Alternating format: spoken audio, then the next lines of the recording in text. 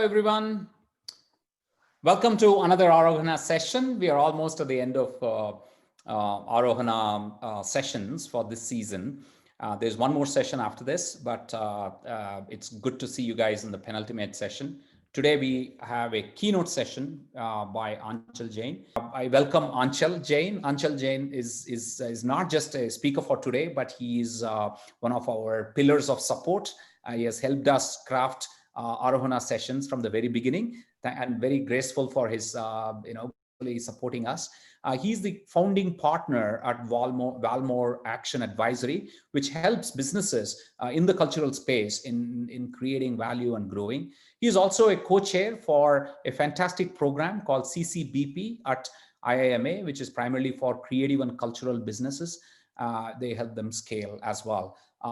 Today, it's a keynote session by Anchal. He's going to sum up all the stuff that you guys have heard throughout the session in this speech today. And the title of the presentation is The Cultural Entrepreneur's Journey. With much over ado, Anchal, over to you. And please do, ask me when I have to switch over the slides, and I will control the flow of the presentation. Welcome, Anchal. Thank you, Bala. I'm really delighted to be here. And thank you really for your kind words. I'll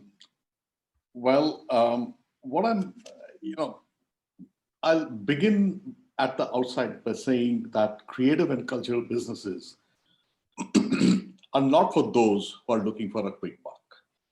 I think everyone who is in this domain knows that well. What drives us all is that special passion, a unique skill or talent, a love for something that makes us wake up excited about getting to work. It's hard work.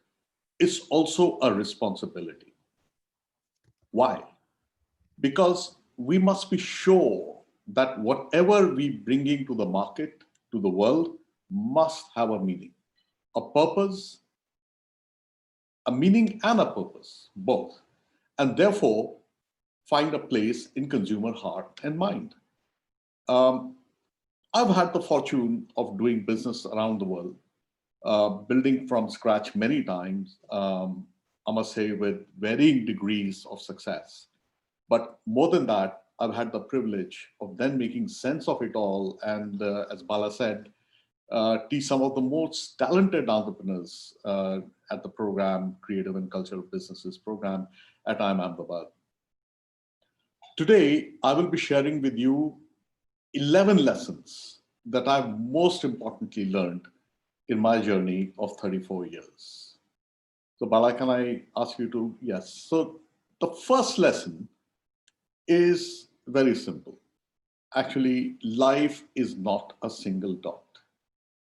Now, you can choose to single-mindedly pay attention to the goal, the destination, and get there faster than anyone else. You'll probably do that very well, not just faster, but stronger, leaner, and with great success.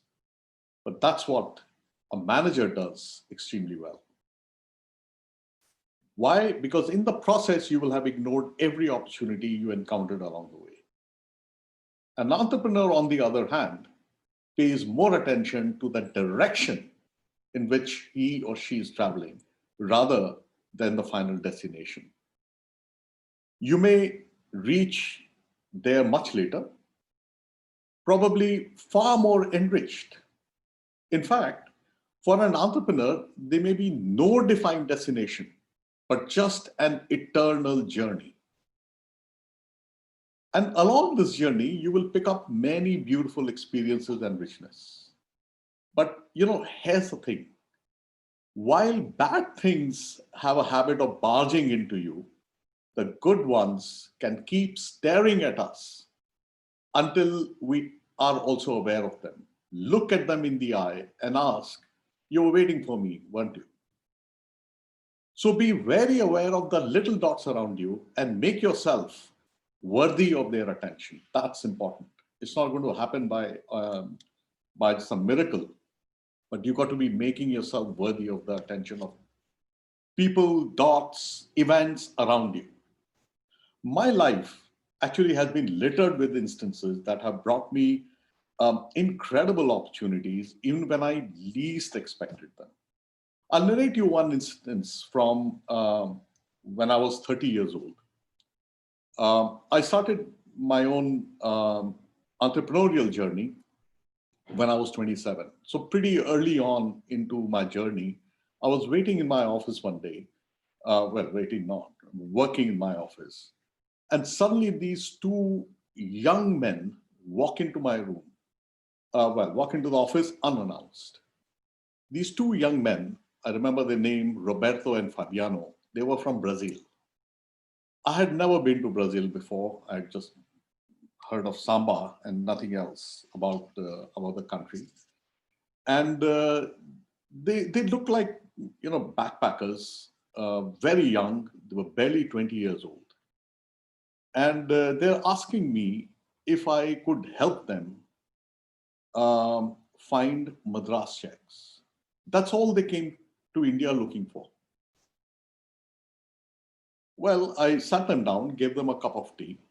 I wrote one word on a piece of paper, Salem, which is the name of town in Tamil Nadu, which is, as you might know, is famous for Madras checks. And that's all they took away. The meeting lasted half an hour. They went away. That's it. I thought that will be the last I will see of them. A week later, they come back in my office, and they say, "Listen, we think there is a lot of business to do with Brazil and India. Thank you for sending us to Salem. But you know what? We are surfers, and that's all we know about life. We have never done any work before. We've served our lives. And we believe that Madras Check is going to become very big in the surfing industry." Now, I was rather perplexed, but I was listening to them. I heard their passion. And a little bit of research told me that these guys, while they know nothing about business, they're very young, but they are consumers who have been able to spot something which might be worthy of looking at. 1 month later, I was in Brazil. And what transpired since then was I ended up working with all the 17 surfwear brands in Brazil, some big, some small. And over the next several years, built a very successful business. All thanks to these two gentlemen, young boys, walking to my office, and I somehow believing in them. So just be aware of the opportunities that actually exist around you. And of course, listen to them. The second lesson I would talk about is be a change maker. Now, this may look very obvious. We as people are in a constant evolution. Our context changes, and these context changes make us look at our own desires, our own tastes differently. As we mature, as for example, if we just go and live in another country, we are getting influenced differently. And we may even shape our own tastes, our own desires with the passage of time. The world around us also evolves, especially the technology today. Now, all this evolution that is happening, there is many things that are changing all the time. And if you've absorbed the first lesson well, you would be amongst the first ones to see future opportunities. Now, most times you will find that instead of big disruptions, all you need is a different perspective that you bring to the market in form of a product, service, or concept. But even just that perspective difference would need you to be a change maker. And once you identified the change you would want to make, even if it's a perspective, set very clear directions that take just a perspective into a long, fruitful journey. It may be a small or big. For example, I See You on the Beach is the brand that I brought to market, first in France and then in 19 other countries.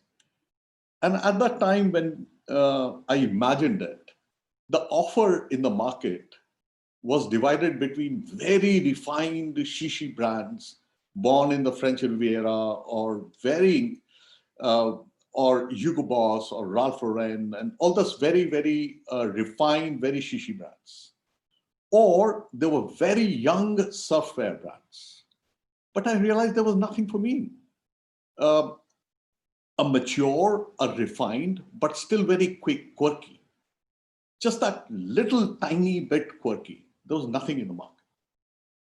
All it then took was to align one of the best designers in the domain, put together a great looking product, a great performing product. And if you do that well, both the trade and the consumers actually lapped it up without much effort on our part and zero marketing costs. So it's sometimes all it takes is a different perspective. However, if you're looking at an opportunity to disrupt, then the task is much harder and of course, more rewarding. The question is how you would best address those opportunities as an entrepreneur. Before starting to disrupt, for example, be very certain about what exactly in the current industry structure needs that change. I'll give you an example from our own industry, which is very dear to all of us probably. How best to positively impact the handloom weavers. Now, you can keep looking at the surface and never arrive at a real answer. I know I'm being a little bit of a tease here because this is not the answer you will get from me here and now. But if you're serious, then study the history of Indian cotton handloom weaving and the evolution of the industry of handloom in the country and across the world, and then give me a call. So be a change maker, but in order to be doing that, you have to set the directions, align people, and then inspire them to that direction. Bring more people along with you. And that brings us to the lesson number 3 that I learned, which is surround yourself with people better and smarter than you. The best way you can prepare for change and success is by hiring people who are better than yourself. Now, thankfully, this is one lesson I had learned pretty early in my life. What it means really is high degree of self-awareness of your own strengths and limitations. It's critical that you know where you're good at, but more importantly, where you might actually not make the cut. I had pretty much realized that while I'm very good at connecting the future dots, seeing a vision that few are able to, I do not enjoy, for example, finance or the daily operational management. I always made sure that I had with me people who did that extremely well, while also not just doing what I wasn't great at doing, but also challenge me on the strategy, on direction, on vision. Now, this also means that we must be humble enough to put our ego aside, recognize other talent, and give them their place under the sun, rather than seeking all the limelight in case of success. Because success will come, even when you're not chasing, especially when you're not chasing it. But when you are really being an inspirational leader and you have better people than yourself around you. From the most recent example, Ajinkya Rahane was the captain of the history-making Indian cricket team just yesterday, and I'm sure everyone followed it. But don't forget that Rishabh Pant was the man of the match with equal support from most teammates. Rahane was probably the last one to take credit, if at all. And remember this, vulnerability does not make a leader weak. It only makes him human. And Bala, if I may ask you to go to the lesson 4, which naturally goes there, is challenge new ideas. But more importantly, challenge also what you already know. In fact, an entrepreneur never gets old because he always stays a keen student, challenging new knowledge, but equally challenging what he already knows. And, we know knowledge is limited by our awareness. In fact, by our collective awareness. So do not accept anything new without questioning it thoroughly, but equally, do not hold tight to what might be dated knowledge. My colleague and friend Gitanjali once asked me, how do you find the courage to say totally new things to people, even students? How do you know you're right? I was very amused by that question, but actually a little scared as well. Well, that's a very, very daunting question. She was referring to the value creation model that I had developed at the CCBP at IIM. Well, the truth is that it has stood test to many challenges. First of all, by my own self, my colleagues, my co-chair at IIM Ahmedabad, Amit, and most vigorously over months, in fact, by my now partner at Valmore, Manoj. Manoj is a career FMCG professional, very, very successful managing director in his last role at GSK, before that, managing director at P&G, etc. And we are batchmates from IIM Ahmedabad, and of course, he was one of the toppers in my batch. So there was always a mutual healthy respect. But having practiced management at the highest level across the world, when Manoj got interested in this program at IIM that I was doing, he sat through every session, almost every session.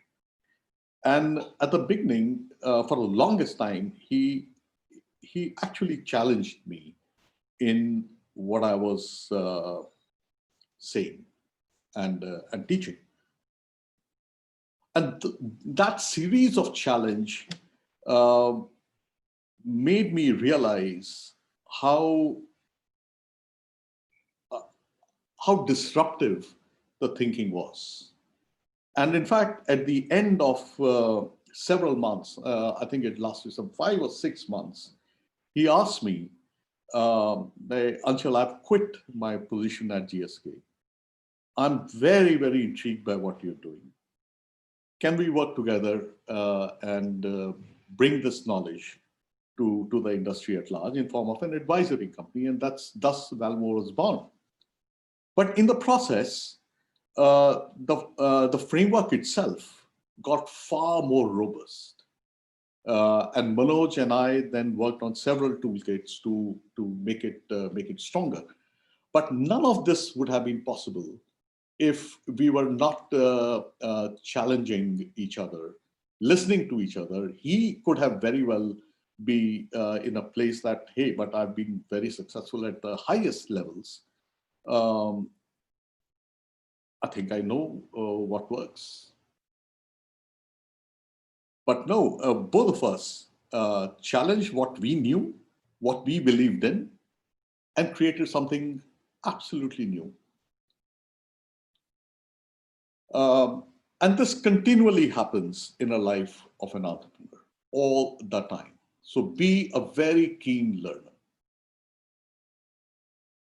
The next lesson, number 5, Bala, Bala, can I ask you to move, please? Thank you. It's a very interesting one. It'll intrigue you. And I ask this question to you. Are you an artist or a craftsman? The difference between an artist and a craftsman is that the former creates, and I repeat, creates without any concern for customers or a patron. An artist doesn't care about the customer, while a craftsman works backwards from the needs of a customer and crafts a product or a service that fits that need. And here's the thing. There is no prescribed way to reach your goals. Both might work. They have different risks, rewards, and paths attached to them, of course. An artist creates for himself or herself to simply let the emotions out. They are so much full of emotions that they need an expression. Now, it may be in form of a painting, it may be form of a garment, it may be form of jewelry, it may be form of music, it may be form of any creative expression. But they don't care about the consumer, and therefore they rely on their expression, skill, and voice to gather the tribe of followers. And this also not by design, but by sheer talent and the beauty of the outcomes that they create. The rewards will definitely be longer in coming. I can guarantee that. But when they do, they will quickly become very large. However, the risk of low or no recognition is also very high. But that self-awareness of what is your calling is critical in determining how you will go about building your business. Now, the trouble is that most management science is dedicated to the craftsman approach to brands and entrepreneurship. But if you are an artist, then make sure that your voice is remarkably unique, beautiful, relevant. Relevant is very important too, and that it reaches the right audience. In case of an artist, most often with the support of a trusted person who will actually run the business for you. So this distinction between an artist and a businessman who acts like a craftsperson with an artist becomes like a tango that brings, in fact, very often, very good success to a creative or cultural brand.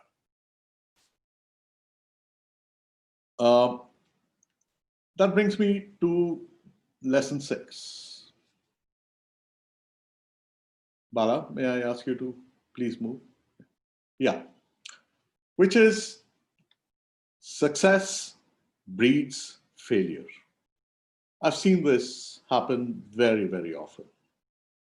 Be very suspicious of quick and early success, for it might lull you into a deep coma of overconfidence and misplaced success attribution.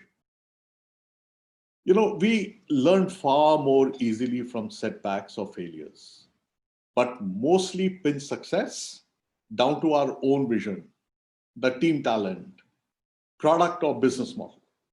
In fact, we rarely question success. We don't question success. It's very important to know what contributed to it actually. And it's something that will stand the test of time and more diverse markets at scale.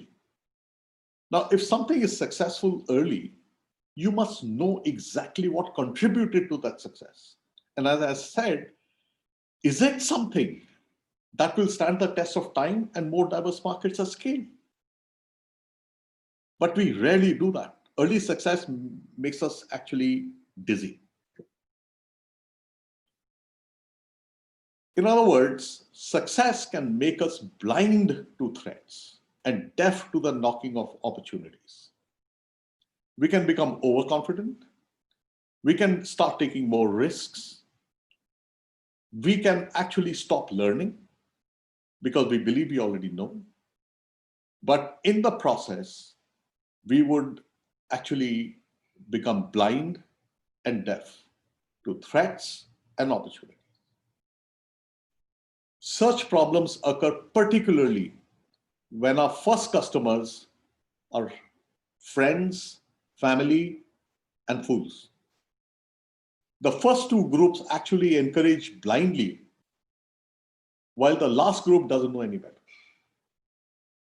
So the early success, if it is coming from any of these reasons, you should be very, very careful. For this reason alone, never do test marketing amongst your friends and family. And that brings me to the next lesson. No brand, even if born in luxury, is born luxury. What do I even mean by that? A brand may take birth in a lot of luxurious or privileged environment, but it doesn't make it luxury. I often hear entrepreneurs say, I want to build a luxury brand in X category. This is losing the plot, actually, even before you begin. No brand has the right to call itself luxury. In fact, it is the right of the customer to eventually perceive that, if at all. And this happens because most often, the term luxury is equated with a high price tag. For me, luxury is not about being pricey, but pricelessness. Delivering value that no one else can or does.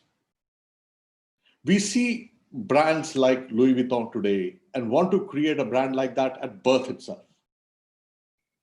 You know, we devote a lot of resources behind a brand because we simply can.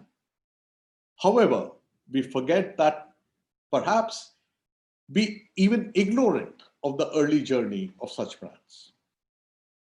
Louis Vuitton, for example, for many decades, actually 54 years to be precise, did not even have a brand logo. The founder just did an exceptional job. Louis Vuitton himself did an exceptional job of being a rare talent in making trunks that could transport precious royal gowns without creasing or spoiling them. That's it. That is all that he was able to do so very well and kept on doing it, which brought him actually royal patronage. It was not until much later, in fact, the first even product placement in a movie or advertising was 109 years later, 109 years after it was born. Now, building luxury brands demand an obsession for exceptionalness, which means really it's an obsession to excel. That is both rare and authentic. And above all, it needs patience. Devoid of bling and drama. I repeat this. It needs patience, devoid of bling and drama. And it takes a special entrepreneur to do it. And if you have that, give me a shout. 8 years ago, I grappled with this very issue when I invited by IIM Ahmedabad to conceive this executive program on luxury. What then began as a journey to assist and support Indian entrepreneurs in creative and cultural industries quickly became a personal obsession about questioning what luxury means and its, more importantly, relevance to the Indian context. And what I learned is that you do not start thinking about building a luxury brand or not. You don't even have that question. You start with a razor-sharp attention on your value proposition and get it damn right. Uh, this start is for every creative cultural brand, whether or not it ends up being luxury. In fact, I invite you all to engage with the CCBP platform. There are multiple ways of doing it, one way or the other. Even if you do not make it to the classroom, it doesn't matter. But there are multiple ways you can engage, and I invite you all to be part of it. And that brings me to the next lesson. A very important one, and it flows from the previous two. Build your brand proposition for the most discerning customer. If you put the previous two lessons together, then this one becomes actually obvious. You know, while it is tempting to begin with the easiest, the most accessible customers, I encourage everyone to instead define their most difficult customer. The customer that's hardest to please because he or she knows about the product category very well. And, you know, steadfastly work to win them over first. In fact, if you do that hard job first, the rest will become much easier. Sure, breaking into them is very difficult. But it also means that your product or service is really the best in the market. Other less knowledgeable consumers will buy more easily when they know that the connoisseur is already buying into it. Here is the caution though. The drivers for the follower market are not the same as for the early discerning customers. I invite you all to give a very good thought to this. But the lesson remains very, very sharp and focused. Make your product or service work for the most difficult, most discerning customer. I change gears a little bit when we go to the next lesson, number 9. We compete in a market with thousands of existing choices for the customers already. Why do they need another brand in the market? You know, for a cultural entrepreneur, unless the voice itself is unique and relevant, there is no reason to exist, period. And the most unique thing about you is you. And I've said this before, what makes you is your Indianness. And for a cultural voice to be heard and liked, it must have a cultural anchor. And you know, both Indian and global customers react to these roots, these anchors, your roots. Of course, you can copy an Italian or a French brand, but in doing so, you are accepting that you will be the second best at best. Because surely a native will do a much better job than you. But no one can harness your culture better than you. At one of the valedictory events at CCBP, Sri Rajiv Sethi spoke about musk deer and drew a beautiful parallel to this musk deer, you know, who is looking for this source of fragrance all over when it is actually residing inside his own self. And we often forget this. Your upbringing, your own upbringing, the land, the people, the food, the culture, the costumes, the artists, the sounds, the family, the values, the sights, all these shape you. And they bring an opportunity to bring this to the market. Actually, people want a slice of the scent of the air as you grew up. You know, that taste of that water. Pretty much anything that you may have taken for granted in your life so far could be actually quite unique to a million others. Shape them, craft them, and bring them in a way that it can both stand out and fit in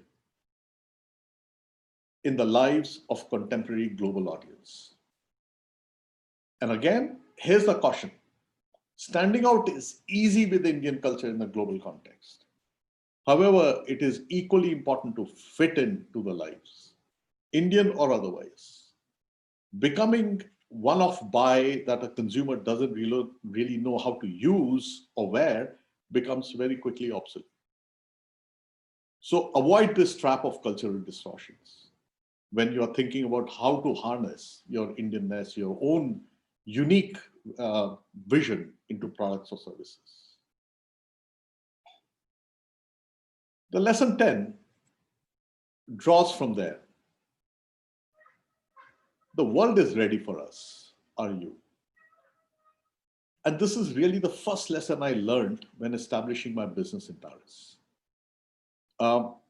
People, whether they were businessmen, artists, poets, politicians, anyone, all of them were suspicious of the quality of made in India. They did not trust the vendor's promise.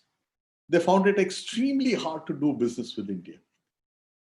But they all still loved India. They loved for what it had to offer culturally and creatively. You know, the world has never stopped from using India as inspiration. We actually also complain about cultural appropriation of Indian cultural wealth, most obvious being, for example, yoga or Ayurveda. But we never had the ability or ambition to fill the gap ourselves. Now, here was the situation, has been the situation, actually. The world wants us, so they find us one way or the other. But we as entrepreneurs have to be ready now.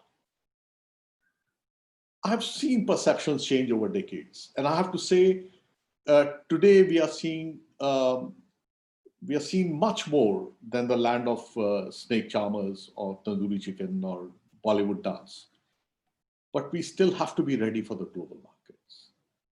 I believe that today we have the creative talent, the knowledge of consumers, and ability to create world-class products and services. But we still need to dream, pack, and travel the whole world. By this, I mean beginning with an ambitious dream that results in exceptional products, pack right in terms of the processes, resources, capabilities, and then travel correctly in terms of the most optimal sales and marketing structures. We can do it. You know, we have shown to the world that we can create and produce beautiful things. We do it for the whole world, but for other brands, other retailers. We've shown to the world that we are not short of the mental abilities we have. In fact, some of the top CEOs in the top companies across the world are Indians today. Something that we did not witness even 10 years ago. Today, it is a reality. People respect us for everything that we have to offer. We have to learn to bring them in branded forms and, more importantly, in cultural and creative products. That brings me to the last lesson for today. Number 11. Sustainability is how you are, not how you want to be seen. Simply said, don't pretend. You know, by being truly yourself, you're always assured of being authentic in your promise, actions, and words. When it comes to sustainability, this authenticity is the most important element, trust me. And indeed, a must today. I talk about sustainability, it's a must today. And thankfully, most of the younger generation thinks naturally in terms of sustainability. Now, whilst it is a huge subject that deserves much deeper reflection than a few minutes I can give it now, But the most important message I want to give to any cultural entrepreneur is sustainability, like entrepreneurship, that I said early on, is not an absolute destination. It's a never-ending journey. So whatever little or more you do is okay as long as you walk the talk. When it comes to India, remember one thing. The most unique aspect of our cultural wealth is a human value chain. Make that count. Make that count by challenging yourself, but also challenging this incredible artisanal talent by making products that not just tell a beautiful story, but also perform at the highest levels. We often take artisanal products and hide under the garb of being natural, handmade, and therefore it'll fade and it'll shrink and all of that. Sorry, that's passé. Think desirability, functionality, and integrity, all three together. And as I like to insist, our artisans are more than a pair of hands. They also have a mind and a heart. Integrate them well. Finally, I'd say that sustainability should not be looked at as brakes for your business, but instead as an accelerator. When your intent is strong, it can be used as an incredible tool for product and process innovation that will bring customers loyally closer to you. In conclusion, if I can move to the next slide, Bala, I'd leave you with the words from Siddharth, a book by Hermann Hesse. I read the book when I was 24, and still this passage rings loud in my ears. In a passage, a very rich merchant is interviewing a mendicant who's looking for a job for a change. And the merchant asks, "And what is it now that you've got? What is it that you've learned? What are you able to do?" The mendicant answers, "I can think, I can wait, I can fast." These three things help me in my entrepreneurial journey of 34 years and counting. I don't think I need to explain you what these three terms mean. I leave you to reflect on those. Thank you very much. I'm open for questions. Fantastic. Thank you very much, Anchal, for such a wonderful, enlightening presentation. There are a few questions and some notes that I've taken while you were talking that we will walk through. Question number one, you talked about leadership. How important is strategic management for capability for leaders to have? This is a question by Raghavan. As I said, I think the most important quality for a leader is, in particularly in our case, is to be able to manage changes. Because anything we do in creative and cultural industries, if we have to build a sustainable brand, we have to think ourselves as a change agent. And the elements there, more important than anything else, really is that ability to set direction, which means to have that strategic vision. Say, okay, how are we going to bring a product or a service to market? So that is a must. And you should be able to then align and know what kind of capabilities you need to deliver on that. You may or may not have all the capabilities yourself. And as I said, you should have that ability to and humility to surround yourself and hire people better than you. But that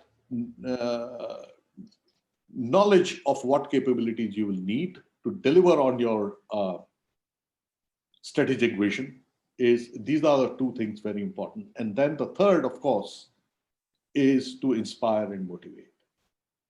And if there are people better than you, the meaning of inspiration and motivation is very different. It's also giving them room and space and the place under the sun. Otherwise, they'll desert. Got it. Got it. I also like your, I think in one of the slides you said dream, pack, and travel. I think this aligns to what you said. These three things, right? Set direction, align yourself with a good team, Capabilities, exactly, and then know how to get to the market. Yeah. Right, right. Fantastic, fantastic. Around that same thing, you talked about, surround yourself with people who are smarter than you. Can you give some tips on how they should go about even hiring? What should they look for? When you say smarter than you, what are some of the dimensions that they should look for when they are hiring people? Well, the first question to ask yourself is, why should people smarter than you join you and take you as a leader? Right. That's the first question to ask. Right. And the compelling reason is the only compelling reason actually is if the direction excites them as much as it excites. Which means, what is the core? What is the seed that you brought to the market? Which is why it is important. And I say that your founding proposition is everything. What vision, what voice do you have to bring to the market? Is it unique? Is it exceptional? And will it please the most difficult discerning customer? If it is, people smarter than you will also see that. So right. That's the first thing, that people will join you, worthy people will join you, if the direction is worth it, is worth their while. Got it. So you're saying it's not about so much about yourself, it's about the vision you have set and the direction that you are projecting to them. That's what attracts them to join you, right? That's very and how much space you're willing to share with them. Right. How much space? Yeah. They need space too, correct? So you can't micromanage and you can't sit on top of their head. Right. So a flipping question, Anchal, a lot of people will not ask this, but it probably is going on in their head, is that if smart people come and join me, don't I get sidelined as an entrepreneur or a founder? How do I manage that? I want more compliant people. So how do you answer that question? I think that feeling would only come from a place of weakness. If you are feeling threatened, it's because you're not inherently strong enough. But if you believe you got something that you brought to the table, then you should be actually not afraid of anyone. You should allow everyone else to strengthen you. And once again, I say this, when I say people better than you, it doesn't mean everyone is better than you in every respect. No. There is something that they find attractive about you as well. And very often it is that ability to bring the strategic vision. Mm-hmm. That's the anchor. That's what you are a custodian of. That's the anchor. Or, as I said, you may be a great artist. You have that incredible skill, talent, right? Which nobody else can, but it's just lost. You don't know what to do with it. So to an extent, it's the smarter people are complementing you, not competing with you, right? Exactly. Is that right? Exactly. Yeah. Everyone should be able to complement each other. Mm-hmm. And that takes care of the, kind of apprehension of bringing them on. The next question is around success. Sorry, go ahead, Anchal. No, it's a question of mutual respect and trust. Right.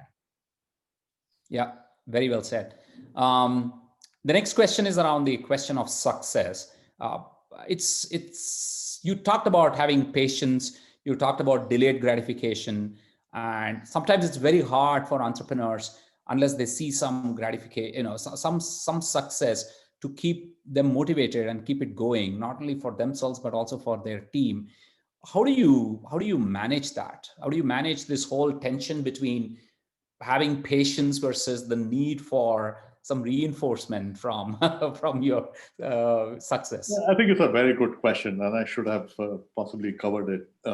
But looking at myself, looking at my journey, I have, it's obvious. Big victories come once in a while, but small victories can be every day. Mhm. And every day when you go to sleep, if you know that you've walked a little bit more in that direction, those little victories keep you going. And they keep telling you you're okay. So my advice is look for those little victories. In fact, learn to celebrate the little victories. Otherwise, you'll wait till eternity Right. for that one big win. Right. Very, very, very well said. Yeah. So I think this success, define it as enjoy the journey, enjoy smaller milestones, smaller victory, and that should be motivating enough for you to go. Don't wait for the big one, big bang. The big one will come. As long as Will you come. know that you are doing your best every day. I learned from Gita, and that's one lesson I've never forgotten. Right. Do your best today, now. Yeah. Yeah. Very Results will come. got it. The next question is around you mentioned about cultural distortion, right? And kind of uniqueness and authenticity part of it. When we are developing a product which is meant for contemporary audience, does this how do you navigate through this? Because sometimes you have to take something which is rooted in culture, but to kind of navigate to be appealing to the contemporary audience, don't you have to distort it to make it contemporary, or is there any other way? Okay, by cultural distortion, it doesn't. I didn't mean evolution. Evolution of tradition is a reality. It happens every day. What we know as tradition today was contemporary at one point in time. I can assure you. Even sari, which is considered to be the most traditional form of garment today for an Indian woman. Um, just until it wasn't the way it was worn, what it is worn today, was never the case even 100 years ago. Or at that point in time, for example, traditionally the sari was never worn with a blouse, for example. Mm. Now, where do you draw the line? There is an evolution. There is and at that time it was necessary for a contemporary woman to step out of their homes differently. So evolution is a reality. Even a sherwani is an evolution from an English suit. We can't deny that. Now, all of that, it doesn't mean that the influences are constantly working on us. So I don't think that evolution of tradition is any form of distortion. What I mean by cultural distortion is that what is tradition for us would maybe very exotic for another cultural group. Now, how do we present a product or a service which may be totally alien and exotic to somebody else, but we see it as one way? So these are the different optical distortions Right. get created amongst different cultural audiences. You don't have to see globally, even within India. You can see we are so many cultural groups that we can see one more through more exotic lenses than the others. But it's those differences that actually make different cultures attractive. Mm. Now, how do you harness that and bring something which is worthy of adoption in my life is the key. Excellent. Like, for Excellent. example, this whole way on how tribal influences have been brought into jewelry, in clothing, etc., within India very successfully. Now, how do we transform that into a global audience is another story. Absolutely. And in the same line, along the same line, how does one acquire this sensitivity of evolving culture and presenting it in a way? I mean, if there are many entrepreneurs in the group today who are listening to you, and they would love to kind of follow what you said about stand out but fit in. It's very tricky balance that you are doing it. If they have to go about learning that, becoming more discerning from that angle, any tools or tips or resources for them to develop that capability? I'll keep repeating this like a parrot, but the first step in ensuring that is really question what you're bringing to the market, that value proposition. Sharpen it beyond the product benefits and the purpose. So once you know the emotion that you're bringing in that voice, in the brand, and for whom, once you know that, then the value market fit, as we call it, there's a market and there's a value proposition, how they mesh together, how the needs of or the aspirations, the dreams of your market get answered by your value proposition. That fit is the important one. That as long as that fit is lasting or sustainable, then you got something which is standing out and fitting in. Got it. So, keep refining your thoughts, your products, your service until you mesh that right. Mm-hmm. And is that why you say that focus on more discerning customers Most difficult, who challenge you the most? Yes. Yeah. Okay. Because they actually help you in this journey as well, right? In trying to serve them, you probably learn this angle. Is that right? Absolutely right. Okay. Okay. So what are some of the examples of brands that inspire you, that you have seen, that you feel like, wow, they got it right and they're doing it right? There's so many. There's so many brands. I think historically, globally, and from India, one can think of many examples. Most recently, I would say an example of something that really stood out, but didn't necessarily fit in very well. And we recently saw unfortunate end of that journey was Manish Arora. One of the most iconic designers from India, who must be complimented for taking that bold, and he took an artist's approach. He didn't care. He said, I am who I am, and I will go out and express the way I want to. It found immediate success, but it didn't fit in naturally. It stood out, but it didn't fit in on a long-term basis. So success examples can be many, but I think there are good lessons to also learn from what could have been done differently. Very true. Very true.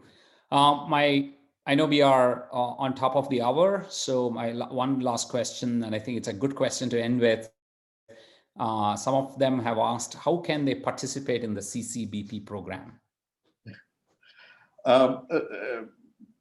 Well, as soon as the applications are open, you can write into us. We'll let you know, or you will hear on the different handles, platforms of CCBP. So you make an application, and then there's a whole shortlisting and selection process, and hopefully it will work well. Got it. Got it. Thank you very much, Anchal, for such a wonderful session. I'm just going to make some notes. So I'm just going to summarize just for the my own sake, but also for the audience. I really loved your takeaway on saying you're not a single dot, you're not isolated. There are connections, there are webs of connections that you can form and build a kind of community around you that can really help you, push you, create very serendipitous value for you and discovery for you. The second one you said is you got to be an active player. You need to be a change maker. You need to, like you kept saying about the team, inspire, align, and direct. And also the third thing you talked about people and how do you kind of attract people who are smarter than you, and embrace your vulnerability, which is a very bold statement, very well said, hard for people to actually, follow that. But I think it's very important, very key to success as well. Then you said, challenge what you know. I think that's very, very, very good advice. You have to question and learn constantly, and because you'd always be surprised at what you find and what some of the assumptions you make become facts, and unless you question it, you are not constantly validating that. And you also brought up a beautiful distinction between being an artist versus being a craftsperson, and working on customer needs are what a craftsperson does. So we need to kind of to be true to our self-identity as well there. And question early success was your next next advice, which said, be wary of quick success which comes to you, because most often they are kind of pack of cards, and you have to kind of question on what basis did you get this success. That's very important. On the other hand, you also said celebrate small wins and keep yourself motivated on that path, and eventually the big success will come. You can't control it, but small wins are something that's a lot more easier to kind of get yourself going on the journey. And you also said no brand is ever born in luxury. If born in luxury, is born luxury. It's a beautiful statement there. Value has to be created, and most often that value creation has to be perceived by the customer, and they are the ones who accord you that value, and that's very important as well. And be authentic, be patient was the one that you talked about. And then build for your most discerning customer. I think that's a very good one. For the next one, which also says stand out but fit in. And these two, in my mind, it was going together. If you pick your discerning customer, they help you craft it and in a shape it in a way that you stand out but you fit in. You go to the easy customers, you will not get that fit right. And then we said world is ready for us, and but we need to be ready, right? These are mental blocks. We need to kind of overcome that and then be ready. And finally, you said be authentic when it comes to sustainability. It's about who you are, not what you say and what you claim and all that stuff. And finally, in one of the questions I wrote down that the cultural evolution is a continuous process. Culture is not static, and therefore what you are creating is an evolution of it, not a kind of complete distortion of it. Those were some of the notes I made. I hope I didn't paraphrase it anything wrongly. Please correct me if I'm wrong about that. As usual. Thank you so much for doing. Not at all. It was my pleasure. I was taking this notes for myself, and then I thought it would be good to kind of paraphrase and get your opinion. With that, folks, one more time, I'm doing a small plug here. Please do, if you enjoy these sessions, you will definitely love being part of the business plan competition. And by the way, Anchal is one of the jury members of the business plan competition as well. You get to interact with him during that process too. So even if you are not an existing business, but you are thinking of setting up your business, please do apply. And while we do need them to be businesses from a filter perspective, you could be setting up, incorporating your business in near future. That's also fine. Go to our website and join, download the template and do it very quickly. We're going to shut it down on 26th Jan. And so please don't miss this opportunity. It's a fantastic opportunity for you. It doesn't cost you anything. There's a lot of goodies and value of interacting with the industry leaders, as well as getting feedback and getting visibility for your business. So hope to see you in that. And with that, our final session for Aarohana is on 23rd of January. And that's it's around leading people. Today in the questions, I saw a lot of questions about how do you hire, how do you inspire people and things like that. So you're going to be learning lessons from the trenches two fantastic speakers, Mikin Maheshwari, who's the founder of Udyam and used to be the chief people officer at Flipkart, and Fanindra Sama, who's the founder of Redbus. And then he used to be with us, he used to be the CIO of government of Telangana, but he's got a lot more accomplishment. Both of them have built big teams. And so they will be talking to you about that. With that, once again, final thanks for Anchal for being an ever supporter of NICE. And thank you very much for joining us today. And folks, look forward to seeing you on 23rd. Bye. Thank you. Thank you, everyone. Bye-bye.